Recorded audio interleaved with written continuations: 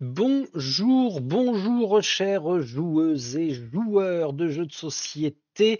On va beaucoup en parler dans cette vidéo de bilan sur le sondage que j'ai initié dimanche dernier.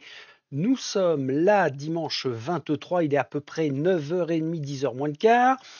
Et j'avais annoncé sur le sondage d'il y a 7 jours que ce serait clôturé ce dimanche.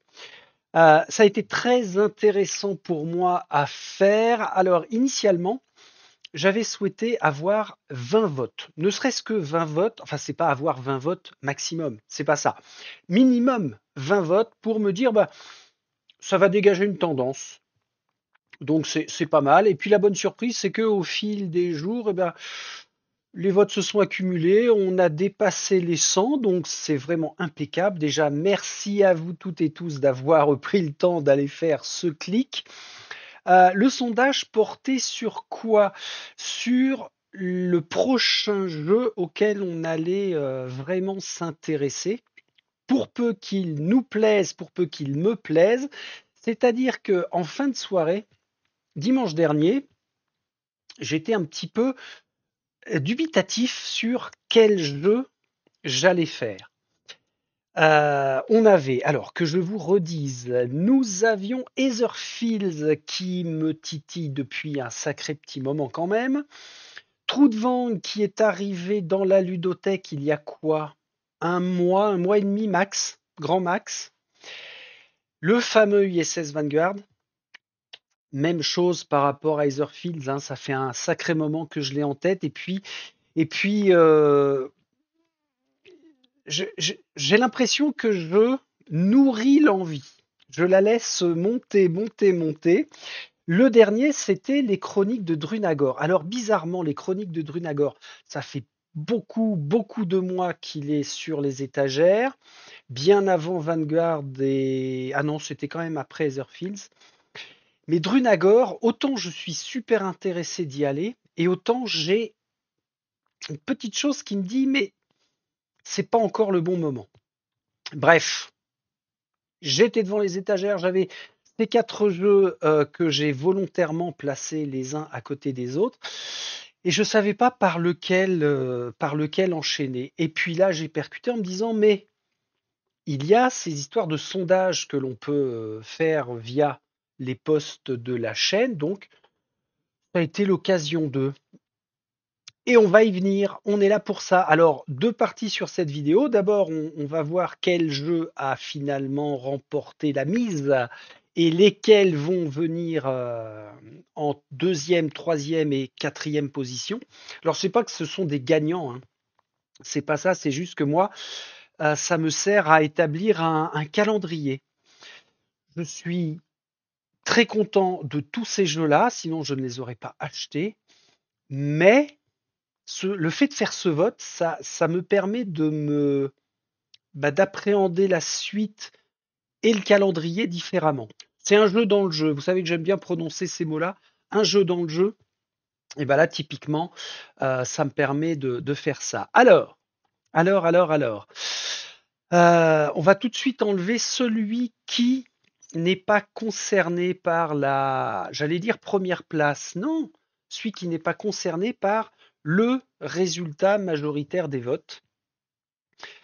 De mémoire, c'est Etherfields qui est à. Alors, est-ce que j'ai le résultat? Oui, j'ai dû prévoir le résultat parce que je veux pas descendre le visuel que j'ai fait. Because pourquoi? Et bah parce que si je fais ça, normalement vous ne le voyez pas. Exact. Donc on est pas mal. Donc là, je sais que Etherfields 15%. Seulement 15%, je l'enlève. Ce n'est pas Etherfields avec lequel j'enchaînerai. Après, ISS Vanguard est arrivé en second avec pardon, 21% de vote sur un intérêt pour avoir le déballage et du gameplay. Alors c'est ça aussi, hein, le sondage, c'était déballage, lecture et découverte des règles, plus on démarre la campagne avec pas mal de gameplay. Donc non, ce n'est pas ISS Vanguard qui était concerné. Nous restait Drunagor et Trudvang et il s'avère que quand même majoritairement c'est Trudvang qui est arrivé en premier choix avec 39%, 24% pour Chronique de Drunagor. Donc j'enlève Chronique de Drunagor et prochain à venir c'est Trudvang Legend. Euh, Très bon choix, j'ai envie de dire. De toute façon, encore une fois, quel que soit le résultat que ça aurait pu faire, j'y allais direct. Direct, direct, avec dans la foulée l'envie de faire le déballage et puis initier les règles, etc., etc. Alors, ça nous amène à une chose, c'est que, on va parler maintenant du calendrier, puisqu'on connaît que ce sera Troutevent qui va débarquer. Donc, sur le calendrier et à venir, qu'est-ce qu'on va avoir? Eh ben, on va avoir, je vais dire potentiellement sur 2 mois et demi. Là, on va arriver fin mars, avril-mai. Je pense que ce dont je vais vous parler là, on devrait arriver sur fin mai. Après, je vais vraiment pas être à 15 jours près, hein. Si c'est 15 jours avant fin mai ou 15 jours sur début juin, peu importe, ce ne sera que du plaisir. Alors, à venir, on le sait, le déballage de Trou de Vang, sachant que j'ai pas d'alerte qui se sont allumées sur Trou de Vang. J'ai vu passer quelques bricoles, quelques commentaires qui annonçaient euh, des éléments de règles qui étaient un peu déconnants, notamment sur les tests de compétences à réaliser. Ce serait pas si bien foutu que ça. Ça veut dire quoi? Qu'on va en faire une variante? Bah oui, pourquoi pas. Mais après, cet univers scandinave m'intéresse particulièrement donc à voir. Et en plus, c'est du médiéval fantastique. Donc on va faire le déballage. On va enchaîner avec la lecture et la découverte des règles, hein, comme je le fais depuis un petit moment maintenant. Je ne crois pas qu'il y ait beaucoup de règles. Ça devrait être réalisé en 4 vidéos maximum, à mon avis. Alors, ce qui tombe bien en plus, c'est que la semaine prochaine, c'est une semaine, comment je vais dire, une semaine soft pour moi. Une fois tous les 15 jours, par rapport au boulot, j'ai une semaine soft et une semaine plus chargée.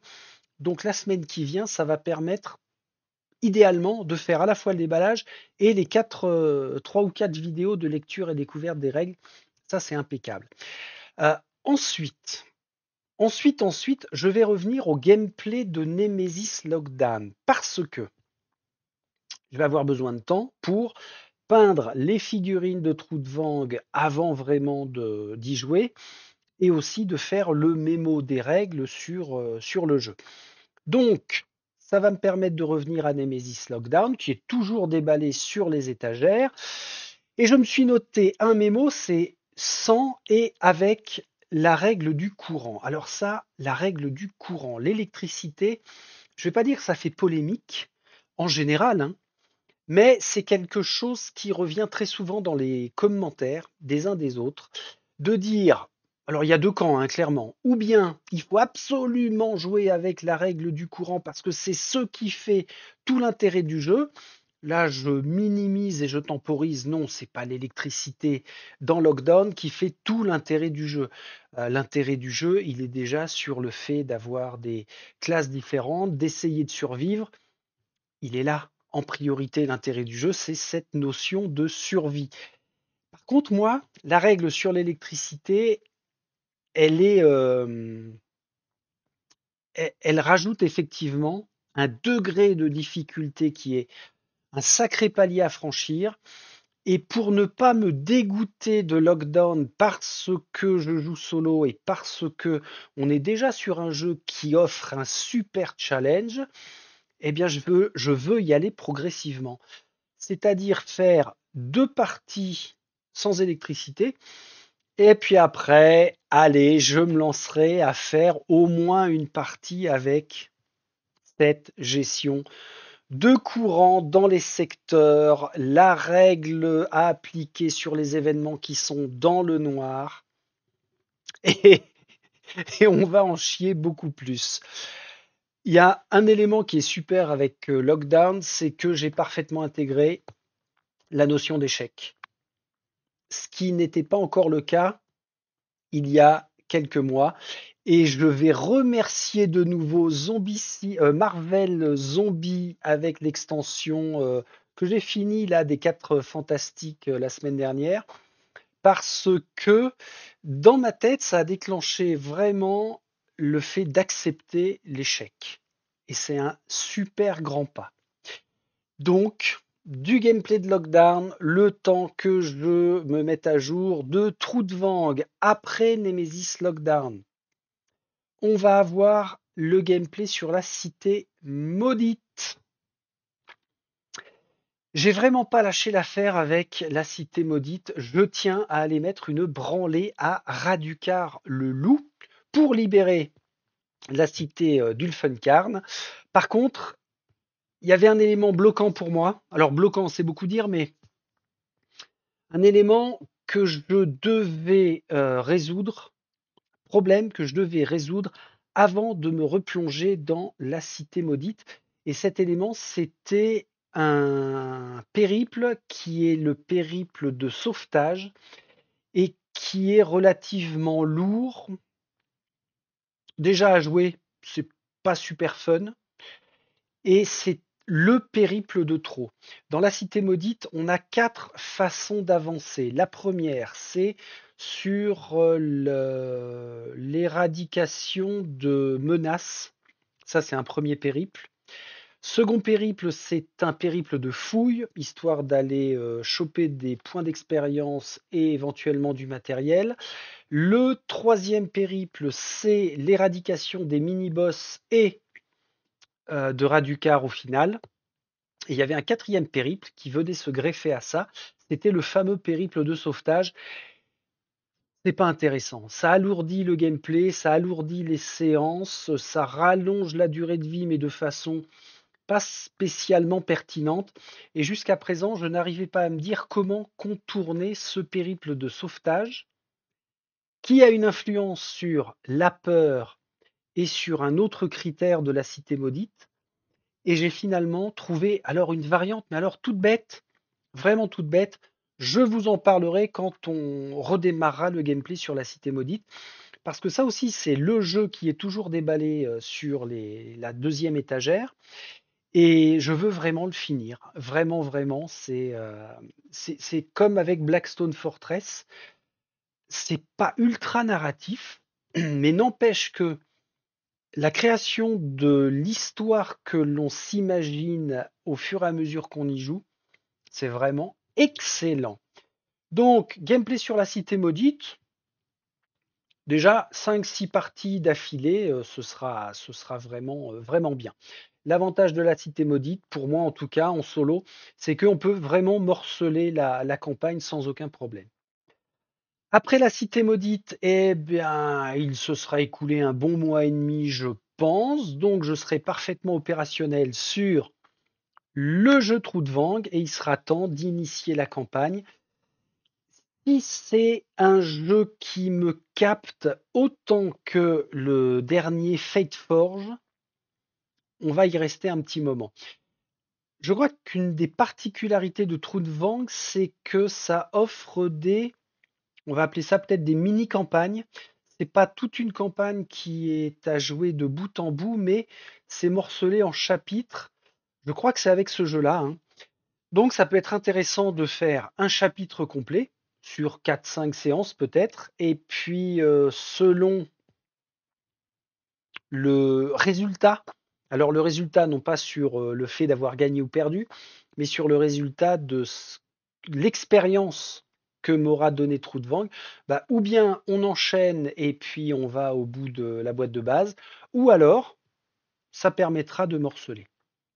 C'est déjà pas mal. Et là, ça devrait, à mon avis, nous amener à fin mai sans aucun souci. Alors, et après? Et après, qu'est-ce qui se passe? Parce que c'est pas le tout d'avoir fait un sondage. Il faut s'intéresser certes à celui qui est sorti en tête de cette liste de 4, mais je ne veux pas occulter ceux qui ont eu la gentillesse et qui ont un intérêt pour les autres, pour les 3 autres. Alors, le et après, donc là, clairement, on va être sur la période d'été. Bah, et après, ce qui sera intéressant, c'est d'aller chercher. Alors, je voudrais que ce soit bien propre comme. Voilà. Si on respecte le pourcentage des votes et la notion de place, ça veut dire que cet été, on va s'intéresser à Chronique de Drunagor et ensuite, ou voire même en parallèle, ISS Vanguard. Ce serait peut-être pas déconnant, mais alors attention, hein, là, pour moi, 2 mois et demi, c'est déjà super loin, hein, sur une échelle de temps et se poser pour avancer. On est très très loin, mais 2025, je ferai de toute façon Drunagor et ISS Vanguard. Etherfield, c'est particulier. Je crois que je vais le conserver encore un petit peu de côté pour attendre vraiment le bon moment. Surtout que n'oublions pas une chose, dans les mois qui viennent là, et notamment fin mars, début avril, on devrait recevoir de Lucky Duck Games Dark Quarter. Alors j'ai appris via leur communication qu'il y a un des 2 containers sur l'Europe qui était bloqué. Il y a quoi? Il y a peut-être une dizaine de jours. Donc ça peut décaler la livraison. Ce que je veux dire par là, c'est que entre The Dark Quarter a arrivé, j'ai commandé aussi l'intégrale de la deuxième édition de la première saison de Zombicide. Je ne sais pas si vous voyez le truc. Bah ça c'est encore une fois parce que Marvel Zombie m'a vraiment bien intéressé. Et que j'ai accepté la notion de perdre, de se faire poutrer vraiment. Donc j'ai dit, bah tiens, pourquoi pas revenir à la première saison de Zombicide, mais par la seconde édition. J'en ai profité aussi pour commander Undead or Alive, la version western, toujours de Zombicide. J'ai reçu le Legendary, comment il s'appelle? La version Legendary Edition de Dungeon Saga Origins. Et oui, j'ai aussi dans les bacs à recevoir un autre dont j'ai oublié le nom. Ah, alors là, il y a Malia qui me vient machinalement, mais Malia, on sait que ce ne sera pas avant après l'été, voire même un automne bien tassé, pour peu qu'il n'y ait pas encore un report d'ailleurs. Donc tout ça pour dire que Drunagor, ISS Vanguard, de toute façon, on y viendra en 2025, mais on n'est pas à l'abri d'avoir en intercalé un déballage d'un des jeux que j'ai nommé il y a quelques secondes. Eh ben, moi, ça me convient tout à fait parce que là, on a un bel avenir sur tout ce que l'on va voir avec du jeu, du jeu, et puis de temps en temps, bah, pourquoi pas aussi des petites vidéos que je n'avais pas l'habitude de faire, hein, sur un prochain sondage, par exemple, à la sortie de l'été ou même avant. Bref, vous l'avez compris, on a une belle tendance qui se dessine. Et après, tant que ça reste dans le fun, c'est ce qui compte. Ben voilà, je vais vous laisser ici parce que il y a moyen par rapport à l'horaire que j'enchaîne direct avec le déballage du fameux True Vang Legends. Si je regarde là sur le côté, c'est parce que j'ai déjà mis la boîte. Elle est à quoi? Ah, il me manque 10 centimètres et je la touche du doigt. Merci encore d'avoir participé, de vous intéresser et puis en règle générale de suivre nos péripéties. On se dit donc à très vite. Salut, salut.